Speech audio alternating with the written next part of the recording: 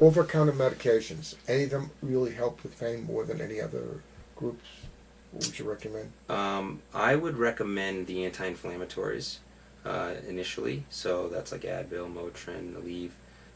Most people can take them for short term, for a couple of weeks to help get over the initial muscle strain. So in other words, we call them non-steroid anti-inflammatory. They actually have an anti-inflammatory component, and they have reduced the pain.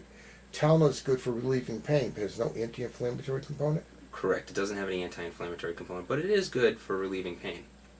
Some of the side effects people aren't aware of, you can't drink and you can't take Tylenol at the same time because there is a problem with the liver. Is that true? There is a concern if you take too much Tylenol and you drink, you could have severe liver damage. And if the recommended dose is not helping, doubling, tripling is only going to get the chance of having a toxic reaction?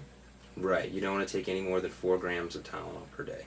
And Motrin, Advil, Aleve, you got to be a little bit careful because it can sometimes cause some stomach upset and sometimes irritation and bleeding to the gut. Yeah, I think especially if you're older, you have to be really careful about taking the anti-inflammatories because they can have effects on your kidneys, effects on your stomach lining, could cause ulcers or gastritis, and then the thing that's really come up of late in the last few years are the effects on the heart. So if someone has had a heart attack or is at risk for coronary disease, long-term use of these medications probably not a good idea. Risk.